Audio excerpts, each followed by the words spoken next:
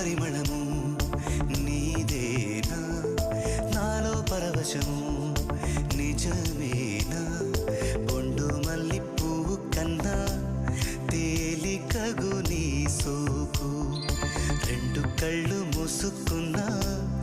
లాగు మరి నీ వైపు సొగసును చూసి పాడగాయలా కనులకు మాట రాదుగా